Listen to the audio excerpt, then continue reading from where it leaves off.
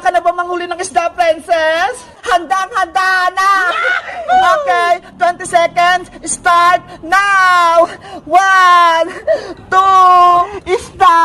Magpahuli kayo sa akin! Toot! Isda! Isda! Bumili na kayo ng alaga kong isda! Ma'am, pabili ako ng isda mo! Hala, may binigay na akong isda sa'yo, Iska ah. Gusto ko pa nga magkaroon ng maraming isda eh, kaya bibili ako sa'yo. Ganun ba? O siya, mamili ka na. Alin kaya dito? Ay, bebang, ito yung gusto ko. Yung nakalagay sa may jar. 100 yan, Iska. Maganda yan. Bilhin mo na. Okay, ito yung bayad ko, bebang. Wow! May benta na ako. Ang cute naman ito. Kulay red. Bebang, uwi na ako ha. Mag-alaga na ako ng isda sa bahay. Sige, Iska. Salamat. Bumili ka sa akin ng isda. Mga isda, tara na. Uwi na tayo. Sino pa kaya sa akin bibili ng alaga kong isda? Bebang, pinibenta mo na yung mga isda mo? Oo, princess, kasi sobrang dami na nila eh. Ganun ba? Sige, bibili ako. Magkano ba yung mga yan? Etong mga nakalagay sa may jar, 100 pesos yan. At ito naman, 20 pesos isa. Ay, ang mahal naman pala. May tigpipiso ka bang isda dyan, bebang? Naku, walang tigpipiso, princess. Ano ba yan? Hindi ako makakabili ng isda. Gusto ko pa naman mag-alaga niyan. O sige, may challenge ako sa'yo para makakuha ka ng isda. Ano gagawin ko, bebang? Sa 1 piso mo, sasando ka ng isda sa loob na aquarium. Ganun lang? Ang dali naman. Pero, ang gagamitin mo, etong kutsara. Bibilangan kita ng 20 seconds. Ano? Kutsara? Ang liit niyan? Hindi ako makakahuli. Ayaw mo ba? Bahala ka. Wala kang isda. Sige na nga.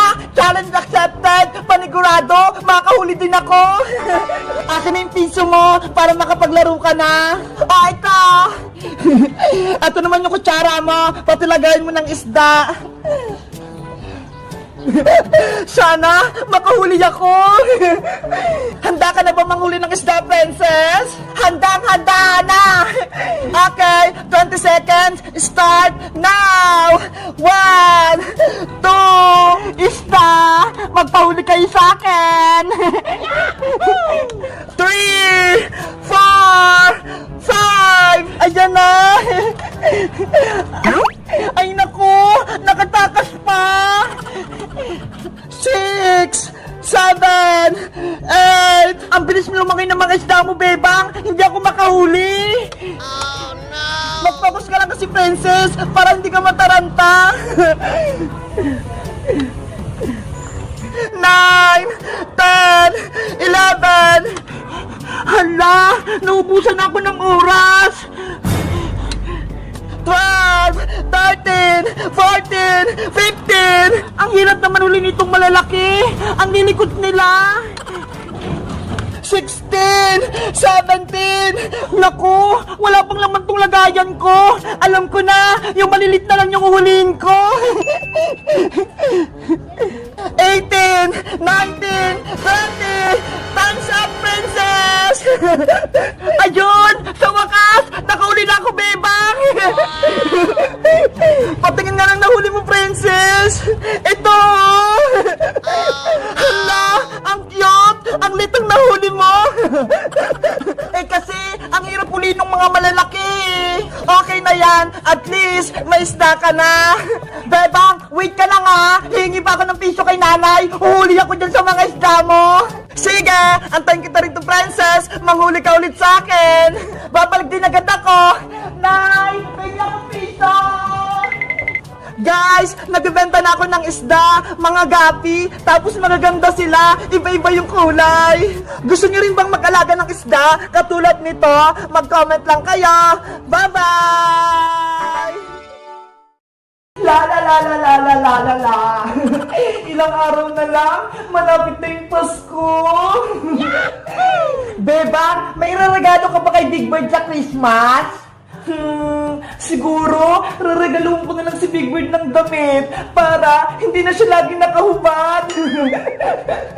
Ako, ang iraregalo ko kay Bella, Barbie maliit para may kalaro siya. Mabuti pa kayo, may mga kalaro. Si Bebang, si Big Bird, si Princess, si Bella. Tapos ako, wala.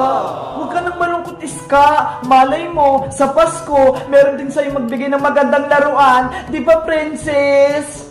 Antay mo lang yung Pasko, Iska. Sigurado, may matatanggap ng Barbie doll. Sana nga, para hindi na ako malungkot, para may katabi na akong matulog. Beba, Iska, magsabi tayo ng medyas sa Christmas tree para bukas, pagising natin, meron ng laman na regalo. Sige, magsabi tayo ng medyas para magkaroon na din ako ng laruan katulad sa inyo. Okay, kumuha na tayo ng mga medyas natin. Tara, Princess, kumuha tayo ng medyas sa bahay natin. Malaking medyas yung kukunin ko. Bebang, may dala na akong medyas. Ang pinta mo ng medyas mo, Iska. Kulay red. Ito naman yung medyas ko. Malaking malaki. Hala, Princess, hindi naman medyas yan eh. Eco bag yan. Ginagamit yun sa pamamalengke. Malit kasi yung medyas eh. Hindi kasi yung mga wish ko. Kaya, nagdala ko ng malaking lagayan. Para, madami din na regaling ibibigay ni Santa Claus. Ikaw talaga, Princess. Gusto mo lagi. Maraming regalo. Siyempre, para bigyan ako ni Santa Claus ng maraming pagkain, chocolate, tsaka mga biskuit. Bebang, Princess, isabit na natin itong mga medyas natin. Okay, magsabit na tayo. Santa Claus, kahit ano pong ilagay niyo ditong regalo sa medyas ko, masaya na po ako. Sana magkaroon na rin ako ng laruan katulad nila, Bebang. Santa Claus, punin mo tong lagayan ko ng maraming pagkain. Please, gusto ko po yung mga Toblerone. Yay! Nasabi na natin laging lagayan ng regalo. Bukas, panigurado, may mga laman na tong mga medyas natin. Galing kay Santa Claus. Matulog na tayo. Balikan natin yung mga medyas natin bukas. Tomorrow for sure. Princess! Iska! Halika kayo rito! Meron na naman yung mga sinabit nating medyas! Ayaw nga, no? Ang bigat ng laman ng lagayan ko! Buksan na natin kung anong nasa loob! Ano kaya itong binigay ni Santa? Wow! May box! Kwintas! Ang ganda! Ano to? May sardinas, noodles, magic sarap, walang chocolate. Akala siguro ni Santa Claus, Princess, nalagyan niya ng grocery sinabit mo, kaya puro noodles tsaka sardinas siyang nilagay. Ikaw, Iska, ano naman ang medyas mo? Sana, Barbie daling naman ito. Ano to? Damit? Ayoko nito! Gusto ko Barbie doll! Huwag ka nang malungkot, Iska. At least, may natanggap ka pa rin regalo. Laruan yung gusto ko, Bebang. Katulad ng sa inyo. Ayoko nito!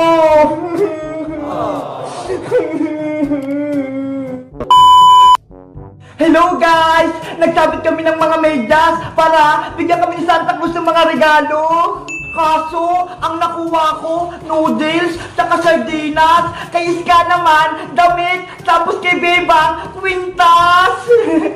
Kayo guys, nagsasabit din ba kayo ng medyas tuwing Pasko? Mag-comment lang kayo. Bye-bye! Labubo! Yay! Natawag na si Monster na bubo! Wala na kaming kalaban! Labubo! Mga malilit na labubo! Ligtas na kayo! Pink labubo ko! Pero Bebang, may problema pa tayo! Si Princess naging bato pa! Oh no! Kawawa naman si Princess! Hindi pa siya makakilos! Okay pa kaya siya? Magic Lola! Tulungan niyo pa po kami! Ibalik niyo sa pagiging tao si Princess! Nako, mahirap nang mabuhay si Princess Iska. Tumigas na yung puso niya, kaya malabong mabuhay pa siya. Pero Magic Lola, baka may paraan pa para mabuhay si Princess. Gusto niya lang naman iligtas yung mga labubo naming maliliit eh. Kaya, ginawa siyang bato ni Monster Labubo. Labu-labu! Joke-joke lang, Bebang. Kaya kong pagalingin si Princess. Mahina lang yung kapangyarihan ni Monster Labubo. Si Magic Lola naman eh. Pinapakaban niyo kami. Kaya nga, akala ko hindi nagagaling si Princess. Tuluyan na siyang magiging bato. Huwag na kayong mag-alala. Tatanggalin ko na yung sumpa kay Princess. Yay! Gagaling na si Princess! Yahoo! Sundan niyo lang yung galaw ko, Bebang, Iska, para mas mabilis gumaling si Princess. Opo! Pate, pate, pate, pate, pate, pate, Hala! Ayun yung sayo ng Bini Magic Lola eh! Huwag kang maingay, Bebang! Sundan mo lang yung galaw ko! Opo! Pate, pate, pate, pate, pate, pate, pate, pate, pate, pate, pate, pate,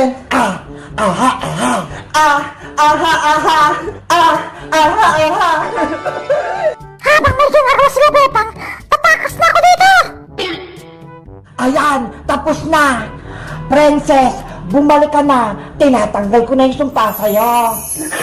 Asa na si Master Labubo? Tatalunin ko siya! Ayun! Magaling na si Princess! Hoy, Princess! Tapos na yung laban! Natalo na si Master Labubo! Ganun ba? Sayang naman! Hindi niya natikman tong panalo ko! Natalo ka nga, Princess eh! Ginawa ka niyang bato! Mabuti na lang! Niligtas ka ni Magic Lola! Magic Lola! Salamat! Tinalo mo si Master Labubo at niligtas mo ko! Walang anuman, Princess! Sa susunod, mag-iingat kayong tatlo ha! At huwag na huwag niyong kakalimutan na tawagin ang pangalan ko kapag may problema kayo. Apa! Sige na, paalam na sa inyo. Aalis na ako. Paalam po, Magic Lola!